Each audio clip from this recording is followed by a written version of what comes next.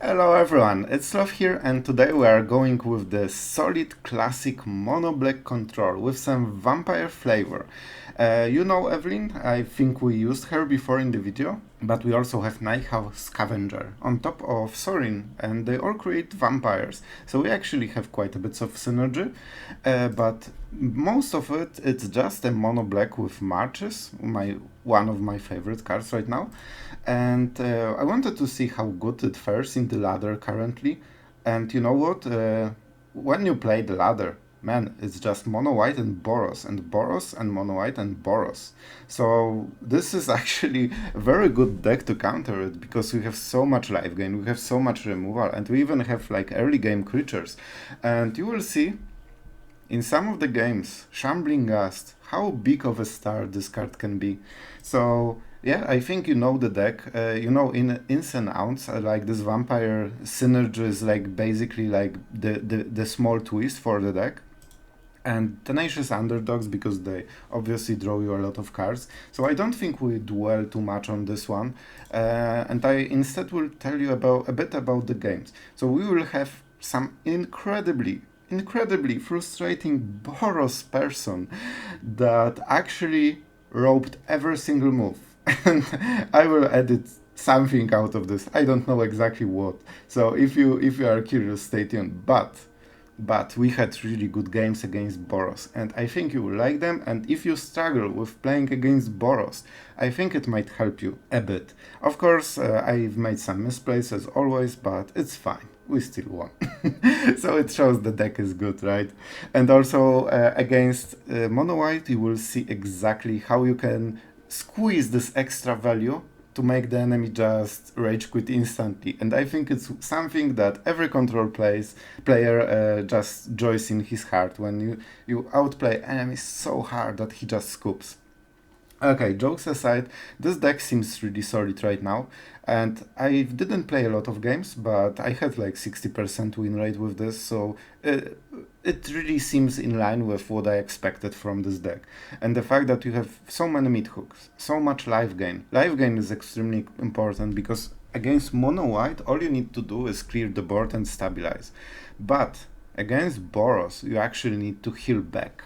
And this is what the deck excels at. After you stabilize the situation, you have Sorin, you have Nighthawk Scavengers, you have Meathook, and you have March. So you have really a lot of cards that will heal you back into this like 7 HP that makes sure that into the Royal or whatever it's called, the red kicker thing.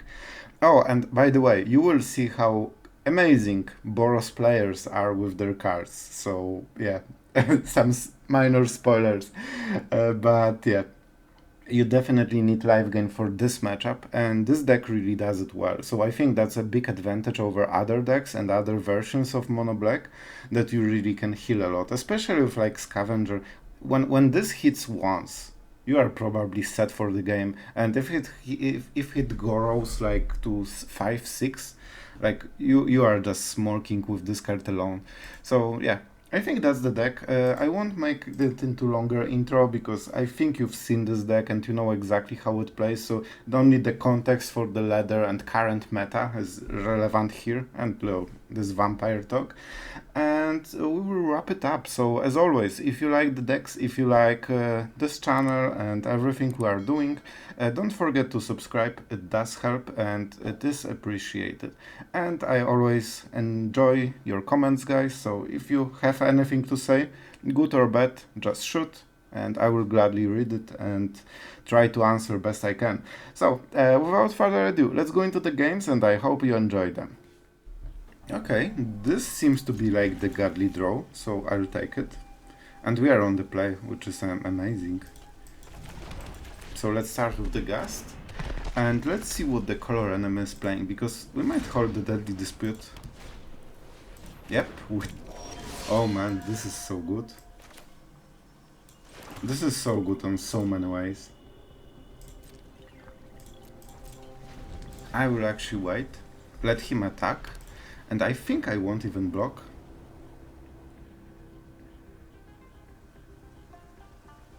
Will I block? He might have Talia. If he attacks him, it means that he wants to get rid of the Ghast. Be my guest, my friend. I remember that Ghast is so horrible when you have Talia. See? Now we will go 2 for 1. Oh, and you know what? This means that we completely changed our game plan. If we can go 3 for 1, I will just draw my cards. Thank you. And this is how you want to play. You want to force enemy. Against mono white, you cannot imagine how frustrating Ghast is. And I know this because I've been playing mono white. And when I saw the Ghast, I nearly wanted to scoop, because especially if you have follow-up Talia, you basically lose your whole board for 1 mana drop, and it's devastating. And right now, we can just Meathook for 1.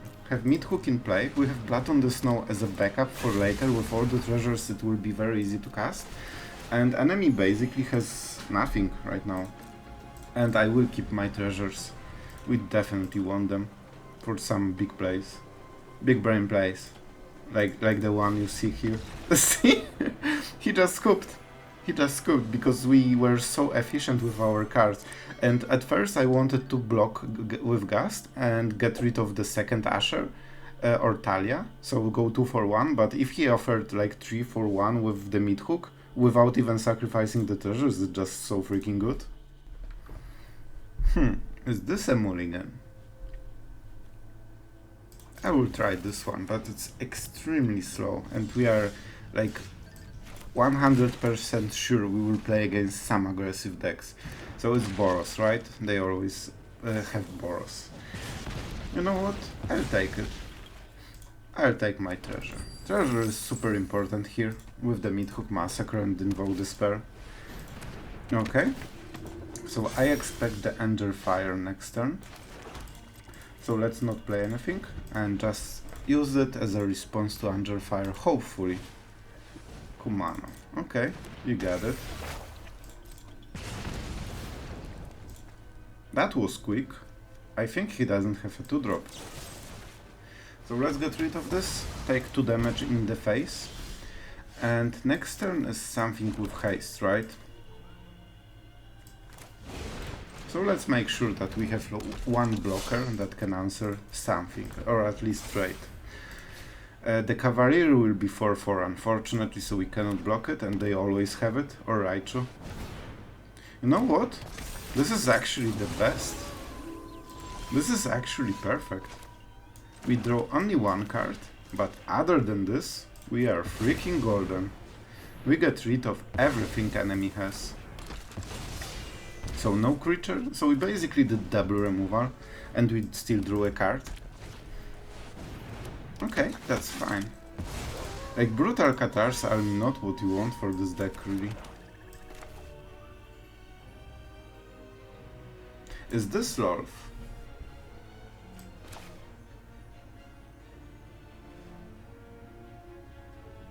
So if we -2, then we are like on board that with the Lolth. He can activate the Den, trade Brutal Catar, and then the token kills Lolth. But to be honest, if he does it, like, he has nothing, so I think it's okay. You require my... Aren't I generous? I think it's okay. And we have Takenuma, so we can take Lolth back at some point. Okay, you got your thingy. It has Trample, so no point. I will not cry. But we still have 2 spiders.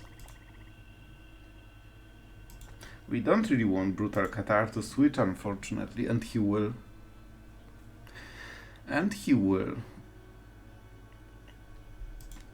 So it will be 5/5, right? And 7/7 if he uses the Angel Fire. So can we match it?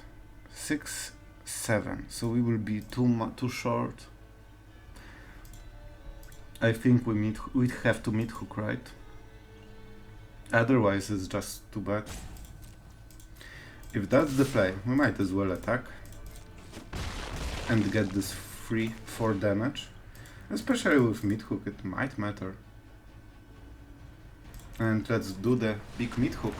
On the bright side, we get the Tenacious Underdog, which serves as a block. Like, having one creature on Brutal Cator is actually pretty good for us. It makes sure that we always get a creature initiative after the sweeper. That's a good answer. Like, Tenacious Underdog doesn't have great blocks here in this matchup. At least we are top decking like a god. so there's that. I think that was the best card in the deck for the turn. Okay, and will be the second one. So Tenacious Underdog seems like he's not doing anything, but with the Den of the Bugbear it's actually incredibly strong play. Okay, so do Invoke. You know what? I think... No. It has Lifelink. He has 4 for flashback. So if he gets a land, he cannot attack with the Bugbear. So he needs a 3-drop, so he needs Cavalier on top of this. And if he gets them, then he leaves. Because we might kill him quite quickly, to be honest. And you know what? I think the play here is this. Believe or not, I think it's this. Because generally I don't think he will be defensive at all. By the way, I'm a dummy, I forgot I can just exile it because I'm a horrible player. So the point is, yeah, we didn't miss a lethal because we don't have mana. Okay, so he attacks. Now we can attack. If he takes the damage, we just kill him.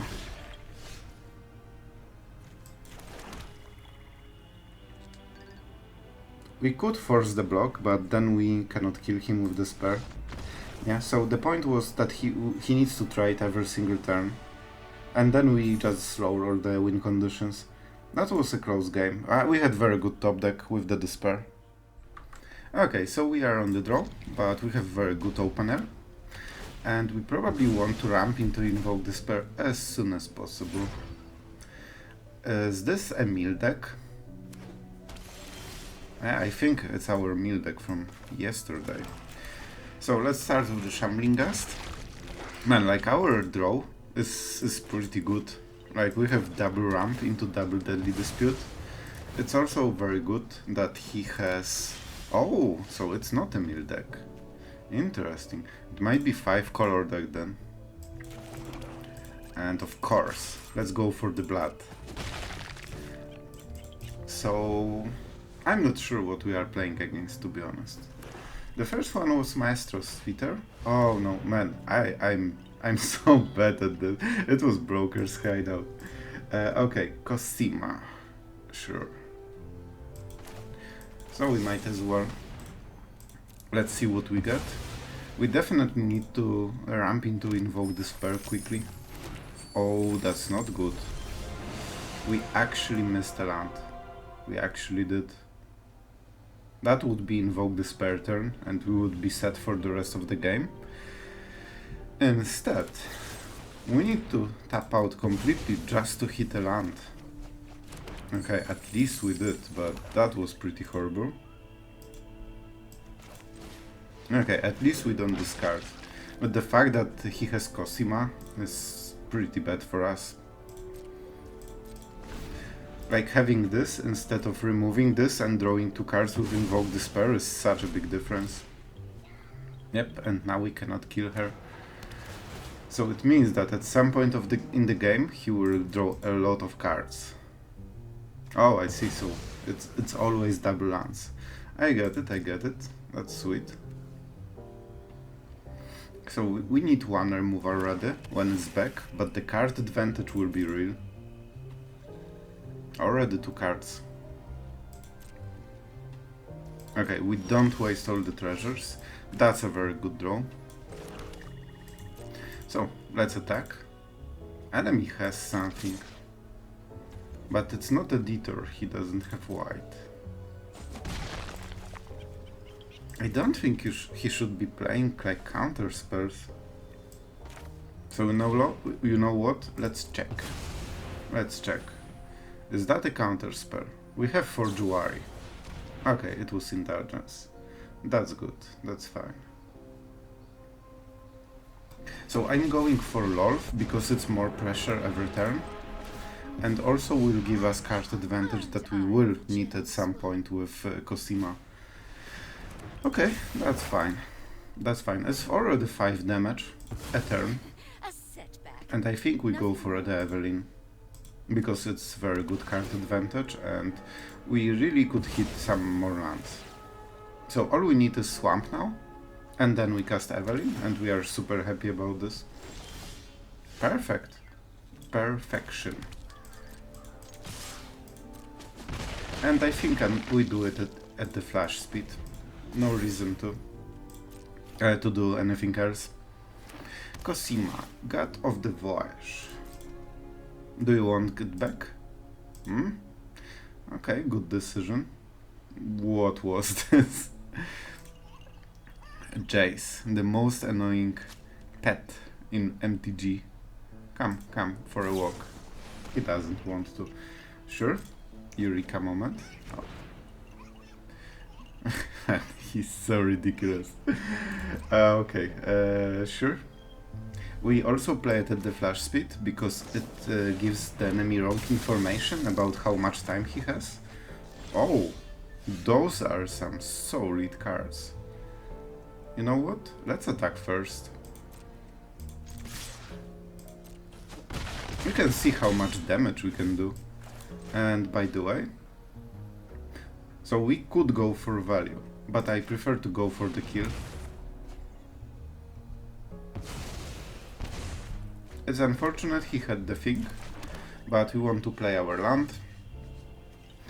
We could use the Omen kill. No, we don't need to. I think that the dispute will be good enough. I think we should win this easily. Like, sure, if he casts it. Oh, so it was a mill deck. Huh. But that was a very weak mill deck, I guess. Maybe it's their slow rolling, like, win condition, I guess. We will cast this with Blitz and Invoke Despair, so I think he's super dead. Well, if you start milling enemy at turn 7, something went wrong. Definitely. I'm not sure about this one. I get that it's a synergy with all the lands. So I think it's more of a slow, like, close the game at some point of the game a card and not really like a mill. Like, we have still half of the deck. So it comes back, right? Yep. And now we attack with everything, and I think we just despair him to death. That's why I didn't use the value from the Evelyn, because we just want to kill him. And I don't think we despair. Oh, okay, okay. Okay, I see. Okay, I was wrong. I was definitely wrong. I think he will mill us quite a bit. Is that enough? I think it might be. Man, okay, I didn't expect this card. So, we are dead, right? Okay, now it looks bad for us. Yeah, it's so many triggers. Okay, that was good game, my friend. That was really good game. I didn't meet this deck so far, but yeah, with Splendid Reclamation it makes some sense. Okay, good game. Okay, pretty decent hand. We don't have anything to sacrifice, but at some point we will draw. At some point in the game we will. And Invoke Despair and Meathook Massacre and some removal, always sweet combination. I would like to draw a Ghast for Dispute. That would be great. Okay, we have target for removal. So if we don't draw any creature to sacrifice, this gets worse. Much worse. Because with Double Treasure we can like reverse the tempo from the early game. From the fact that he started. Oh my friend, you will not be happy about this one. And we got it. Well, I think this turn was a really big swing. Enemies shouldn't play this into open mana. I'm sure they had different plays. So I think that was a big mistake. Like, especially against black, it's obvious that black has a lot of removal. So what they will do? Royal Eruption, sure. That was good. For them, of course. Do we go for Meathook? You know what? I actually think we do. Reason being, we have Invoke Despair for the next turn. And this can go very crazy very quickly. So we want to make sure that he doesn't have anything on board, because then we can Invoke Despair and go from there. With Tenacious Underdog, all we get is one card, basically, and we even deal damage to ourselves, which actually might hurt more than help. Okay, that's perfect. That's perfect. That's one big creature and nothing more. 4 damage to the face, sure. And guess what? Even without the ramp, so Deadly Dispute was that card so far. Okay. And we got some more cards. Okay, now we have options. It still will be hard game, but we have options. I want second Deadly Invoke Despair. That would be great. Or like Lolth or Evelyn, something like this. Like, even the 3 mana lifelinker would be fine. Enemy has what? Sorcery, creature. Yeah, okay, cool. So 3/3 flying Death Touch lifelink. Okay. The second one is a problem. I'm glad they don't have mana for the Angel Fire. We need a removal. Can I draw a removal? This gives trample, right? Yeah. Definitely this. This will be a problem. This will definitely be a problem. Indestructible as well. So it will be 7 damage. 7. I think we want to Deadly Dispute the Ghast. So let's start with this. And I think we cast this as well and hold up the dispute. We need more cards and more mana next turn. Well, that's scary. The second Raichu was a bit too much for us. We will see if we can draw removal in time. Like, if we draw March, we can completely close the game, but I'm not sure if we can. Also, creatures help against the ban.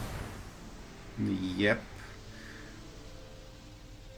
Yeah, even if we draw March, well, we will act. So we will what? If we do this, we get what? 2 treasures. So we have 3 mana and we can exile Lolth. So we could actually kill it. You know what? Let's try. Let's freaking try. And let's create a treasure. We might hit it.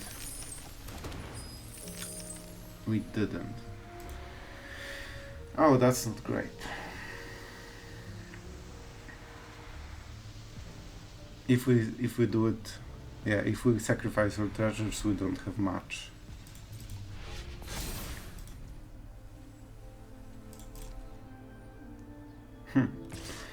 I'm thinking right now, should I sacrifice Underdog and get more treasures? Like, the trample is a problem. So, like, definitely we block. But what after this? So this is what? 7 damage to the face. Enemy has direct damage. So I think this will matter. So let's absorb and heal for 2. Because it might be a difference between winning and losing. And let's draw. We don't want 1 mana to waste. And we got 1 treasure back, so it's not the worst. Meathook. So we have a lot of cards. We do have a lot of cards. If he has another Angel Fire, that will be a big trouble. So I have chosen the Sorin because of the lifelink.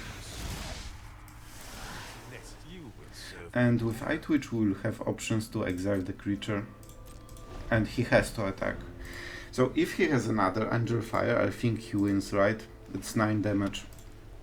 If he doesn't, okay, Cavalier. You know what? It's not the worst. Problem is we need to chum block the Raichu. with the Eyetwitch. And that's a lot of damage. So this is a given. Do we go for this? So the plan is to make a token, then use the removal here.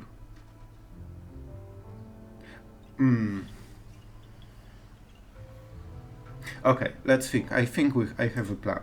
So we take the damage. He has empty hand, so he cannot kill us. Then we start with the Meathook Massacre. We have 2 mana left. We play the land, we have 3 mana left. This dies.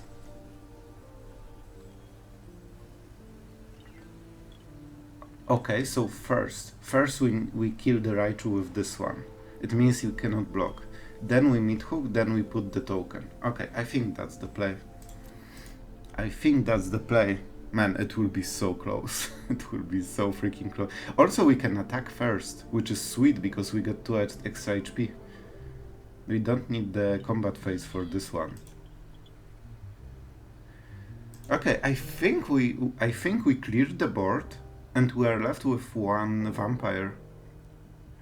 Then enemy can activate the den, but it has 2 toughness, so it trades perfectly with the vampire.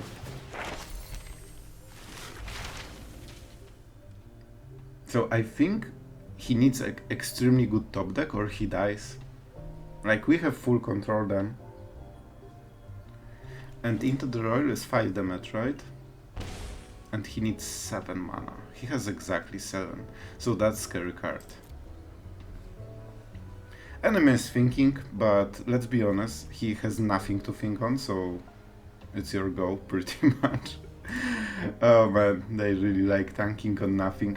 So Necrotic Fumes, this is our removal that we incorporate into our play. And we will be so tight on mana as well. Okay, so I would think longer if I wasn't recording, but I think it's good enough. I think it should work out. Enemy is just freaking full control mode, man. He's just going. I will allow myself because I'm not sure if he realizes that he's holding priority with the den all the time. Okay, we attack, we gain some life. We still die into the royal, but for example we don't die to Sunrise Cavalier. Man, why are you so... man, I'm so frustrated by this den right now holding priority. What? Boros players, man. They are of a different kind. I think. Yeah, we have 6 swamps. Okay, I got scared for a second. God's enemy is just going full brain mode on this one. Let's remove, and it's important that we use Sorin at the end. Man, is he going to really tank every single move for like 1 minute with no cards in hand? This is like really... yeah. Man, I'm trying to record. You don't help. You definitely don't help. Okay, and especially that I think we can stabilize the game, so it's not out of reach that he scoops after this turn. It seems that it's a given that he will tank between every single move, like around 30 seconds. And at least now, I think he sees the writing on the wall. By the way, we are back to 5. 1 more turn with the vampire. Also, we have another Sorin, so we will make the army of vampires. So we will start life draining pretty much. Timeout used. Finally, guy is out of... I think he's roping on purpose right now. I think he just realized he lost the game and... that's... Sure! From the top, and he messed it up. He forgot to pay the kicker. Man, this is type of player that plays Boros.